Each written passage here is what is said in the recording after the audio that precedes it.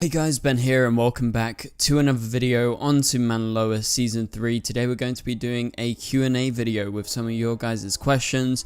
Got a lot of interesting topics and theories to discuss in this video, so if you do go on to enjoy the video, please be sure to leave a like and a comment and subscribe and turn on notifications so you don't miss any future DCTV videos later this year. So if you want your question answered in an upcoming Q&A video, please be sure to go over to the community tab on my YouTube page right now and respond to the latest community post where I will be scrolling through and hearting the best questions that will be featured in the next video. So this video we will be going over a compilation of some very good questions that you guys have asked over the last couple of weeks, and it's mainly Superman and Lois related. There will be a few things that are off topic towards the end of the video, but first things first, let's go over the first question, which is coming from Mel on YouTube, who asks, do you think Jordan will put a House of L symbol on his new suit that General Lane gave him? So I really like this question because it makes us think about the current timeline and the way that things are kind of panning out for Jordan. So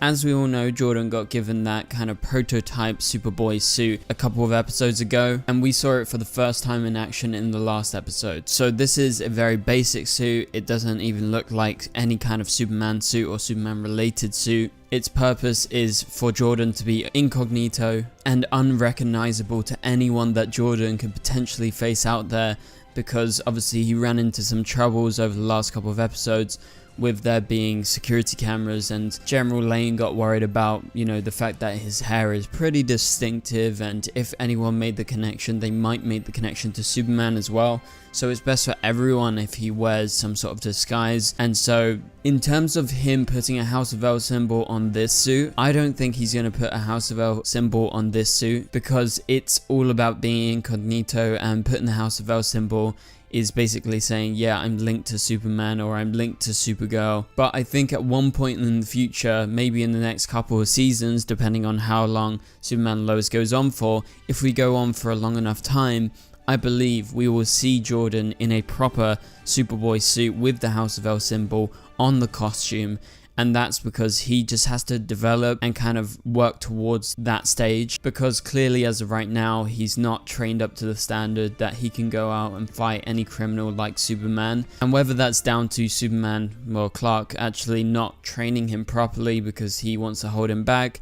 That was a big thing in the last episode, that he doesn't have the confidence in Jordan, but more so really that he wants to actually protect him so much that he's afraid to put him out there into the field against bad guys. And so that's why he gets mad at him every time he goes out rogue and stops some sort of disaster.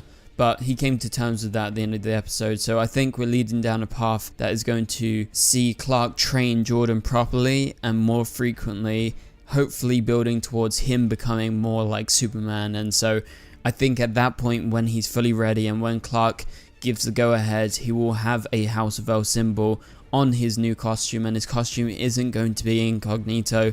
They will have to figure out a way to make him less distinctive, because obviously with Clark, he has the glasses when he's, just Clark Kent, but when he's Superman, he takes them off, and somehow that doesn't attract the attention of criminals. They haven't really made that link yet between his identity and Superman. And so for Jordan, he has his obviously very distinctive haircut, and he doesn't actually wear any glasses, so just going out there as his normal self, you can clearly identify that as Jordan, and I think everyone else will be able to if they know what he looks like. So potentially the goggles or some sort of cowl is definitely the right way to go about this in terms of moving forward into the future as he becomes better as a hero. Okay, thank you very much for the amazing question, Mel. We're going to move on to the next question. This comes from Manachem on YouTube, who asks, if Bizarro Superman comes back, will Bizarro John and Bizarro Superman reconcile? As far as I know, I don't remember seeing a Bizarro John, and I'm guessing you're talking about John Henry Irons here. But I think the question is interesting in terms of Bizarro Superman coming back, because we have seen him in the last couple of episodes. He is a test subject for Onomatopoeia and Bruno Mannheim with the Doctor, who are trying to create this serum to give people powers and to prevent them being ill, so potentially reanimating dead cells or cells that are cancerous. And in terms of Bizarro Superman reconciling with anyone, I don't think we're going to see him reconciling with anyone.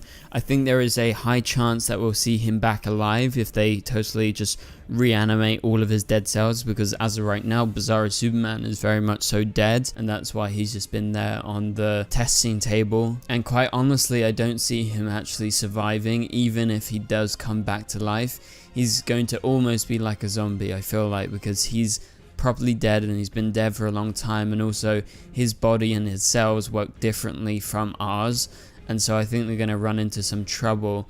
And I've talked about this before. If there is some trouble with Bizarro Superman coming back to life and maybe using his cells in order to reanimate other people's cells, I think that could cause someone to freak out, like their bodies to freak out and become almost like a monster. And we've talked about the potential that Doomsday is coming and he's going to be formed out of one of these experiments, and it could potentially be Bizarro Superman's body that eventually turns into Doomsday because of these tests. So I don't think Bizarro Superman is going to get anything good out of it, so I don't believe he's going to reconcile with anyone.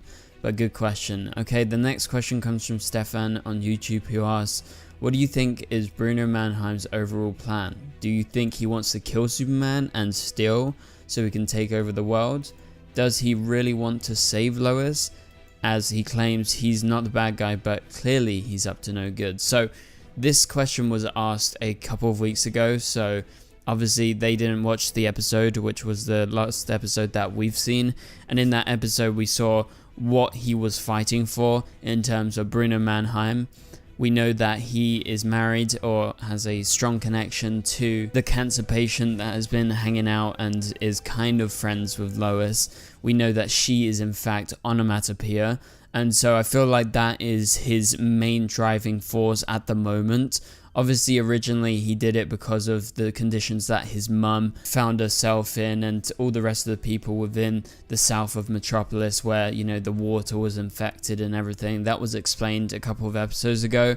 And so in terms of his overall plan, does he want to kill Superman and steal?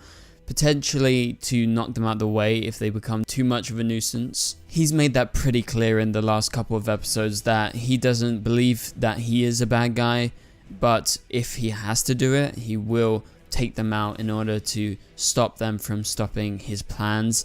And obviously his plans continue with, you know, this serum that they're trying to create, and who knows if this serum goes wrong and maybe Onomatopoeia freaks out and becomes some sort of monster, because maybe, you know, using Bizarro's cells could go totally wrong for anyone who is using this new serum that they're trying to develop.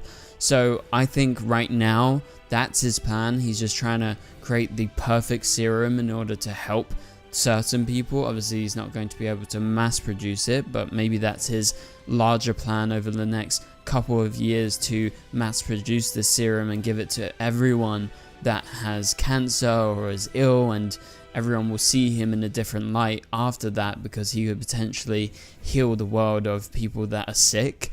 And so I feel like that is his overall plan, and so clearly to himself, he doesn't see himself as a bad guy. I don't think he really cares too much about how he does it, and I think that's where he becomes a bad guy, because he's not really keeping track of his actions while still trying to pursue a plan of potentially saving a lot of people. And so he just really is guiding himself towards that goal, and seeing that goal in the distance is all he's going for. And so I think in the meantime he's going to mess stuff up, and there will be problems with the serum, and I think he's going to have to suffer the consequences of not caring enough about the people that he's testing on and the hazards that could potentially come of his experiments. Okay, so let's move on to the next and final couple of questions. This comes from Michael on YouTube, who asks, why is Supergirl in the Flash movie not officially canon? So I wasn't quite sure if Michael meant that the DCEU Supergirl, played by Sasha Calle, is not canon to the Arrowverse, and in the case of that, I don't think she's canon right now, but we've re-established that there is a new multiverse out there post-Crisis on Infinite Earths, so I think if they ever chose to cross over, she could totally be canon in terms of the Arrowverse. But in terms of, you know, the greater DCU and what they're building, I presume maybe you're referring to Supergirl Woman of Tomorrow, the new film, because they haven't confirmed if Sasha Calle is in that film playing Supergirl, but I'm fairly certain she's going to be in that.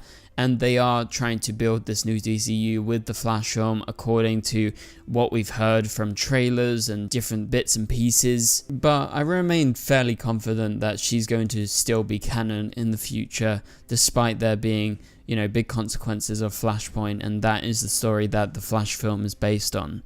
Okay, so the next question still is from Michael, and Michael asks, what is next for the Stargirl TV series Among the Arrowverse? I don't think the Stargirl TV series we're going to be seeing any more of. Obviously, it did get cancelled months back. However, we did recently see Stargirl on Titans, and so with the reintroduction of the multiverse on The Flash, there is definitely potential if they were to continue any of the Arrowverse linked shows. So even if they're not directly Arrowverse shows, but they are continuing to make DC shows that are dealing with the multiverse, you could be seeing Stargirl in the future. She's pretty popular as well, so I don't see why they would ever be opposed to bringing Stargirl back, because, you know, she was a big thing in that Titans episode, and so I would like to see more of her. But in the meantime, it was just good to see that she finally came back after the end of Stargirl. And same thing goes for Green Arrow. Like, Stephen just returned in the latest Flash episode, and it had been like 3+ years, but it was well worth the wait. And even he is saying he's potentially not done, and he would like to do, you know, like an Arrowverse movie or a Arrow spin-off, and he's ready for that. And I think there is definitely potential if people, and I'm mainly talking about the actors and the people that work behind the scenes who have some sort of power, if they clamor behind the Arrowverse, there is potential for it to continue. And same thing goes to Stargirl as for Green Arrow. And so the final question is again from Michael. Michael says, will there ever be a new video game for the Arrowverse and potentially the crossover events?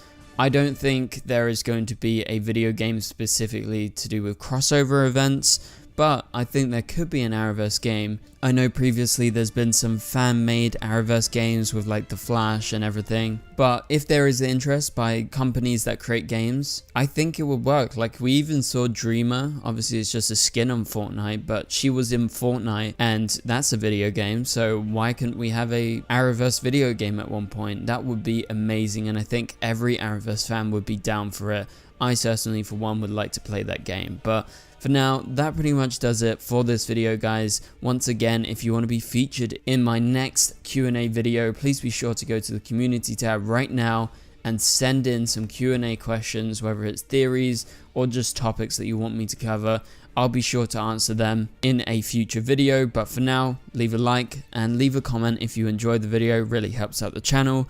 Also subscribe and turn on notifications to not miss any videos. As I've said previously, we are uploading daily right now, so don't miss out on any of my content. So you can click on the top right corner of the screen to watch my latest video, and I will catch you guys later. Goodbye.